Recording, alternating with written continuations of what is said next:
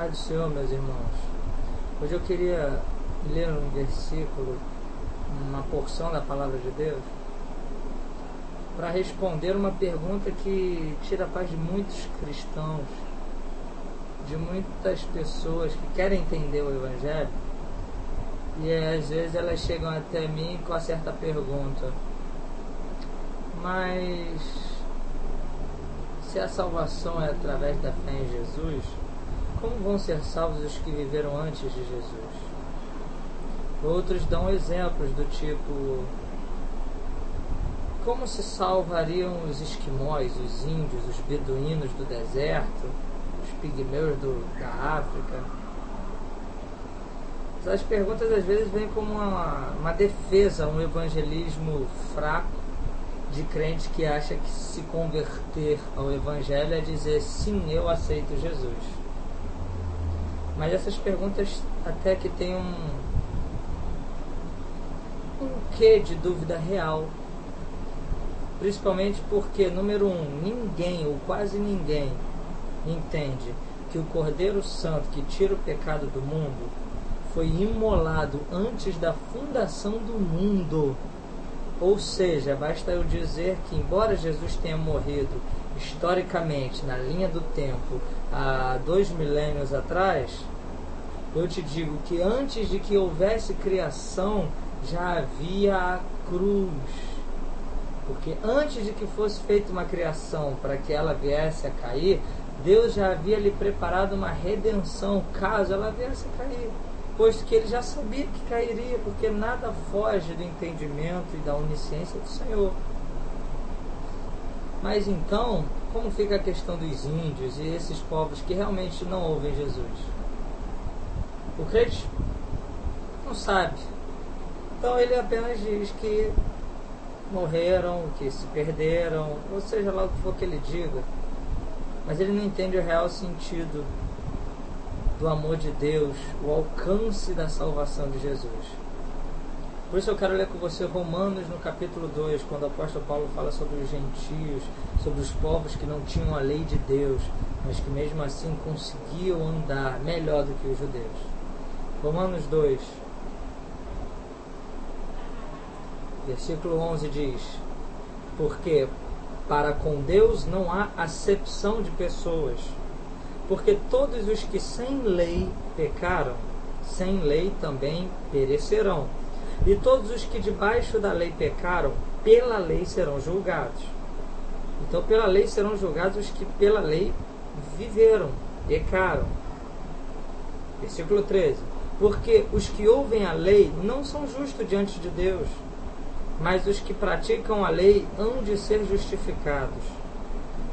Porque quando os gentios, os índios, os incrédulos, os pigmeus, os beduínos e todo e qualquer povo que não seja judeu e que não tenha tido nenhum contato com o cristianismo, que não tem lei, quando essa gente faz naturalmente as coisas que são da lei, não tendo eles lei, para si mesmo se tornam lei, os quais mostram a obra da lei escrita em seus corações, testificando juntamente a sua consciência e os seus pensamentos, quer acusando-os ou quer defendendo-os. Meus amados, presta atenção. O que o apóstolo acaba de dizer é que você não é salvo porque tem a lei, você não é salvo porque lê a Bíblia, você não é salvo porque faz parte do grupo dos salvos, você não é salvo porque faz parte de uma denominação evangélica, de um grupo religioso, porque tu é cristão. Tu não é salvo porque um dia tu levantou a tua mão e disse: eu aceito Jesus. Tu é salvo porque o sangue de Jesus te purificou de todo pecado, e o Espírito do Senhor habita dentro do teu coração e te faz dia após dia crescer em arrependimento, produzindo frutos de arrependimento, que são verificáveis de que maneira? Através de obras de amor. Porque a fé sem obras é morta. Mas conforme Gálatas diz, as obras da fé são pelo amor, porque a fé atua pelo amor. Então no final, cada um será julgado, como diz no versículo 6, que naquele dia, no dia do julgamento, Deus recompensará cada um segundo as suas obras. A saber, a vida eterna aos que com perseverança em fazer o bem procuram glória e honra em corrupção, mas a indignação e a ira aos que são contenciosos e desobedientes à verdade e obedientes à iniquidade. A estes virá tribulação, angústia sobre toda a alma do homem que faz o mal, primeiramente o judeu e também o grego. Glória, porém, honra e paz a qualquer que faz a obra do bem, primeiramente ao judeu e também ao grego, porque para com Deus não há acepção de pessoas. Nós é que dividimos as pessoas entre salvos e não salvos, perdidos e achados.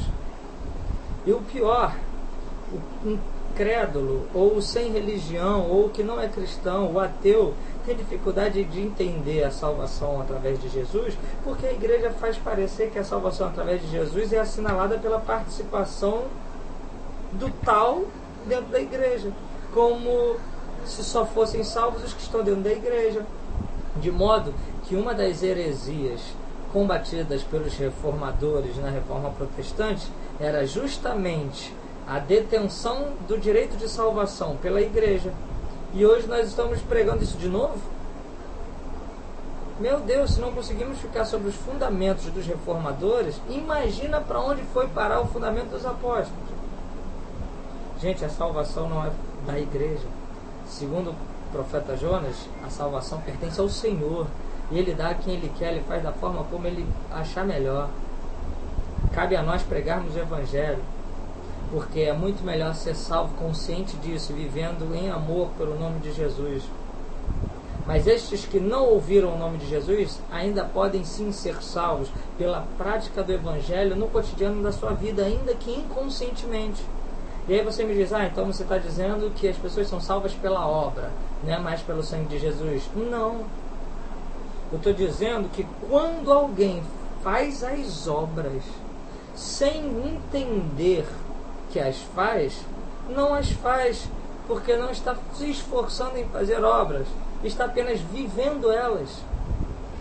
É como uma mangueira que gera mangas, mas ela não se esforça para tal. Ela simplesmente dá as mangas. A árvore brota fruto, gera fruto. Assim é a vida de cada um daqueles que andam com o Espírito de Deus. Ele frutifica, assim, espontaneamente. E aqueles que viverem a sua vida fazendo bem serão recompensados por Deus. É um fazer um bem quando nem sabe que se o faz, porque fazer o bem já se tornou a essência das decisões e das escolhas do camarada. E olha que isso é complicado. Mas é uma pessoa que é gente boa de Deus.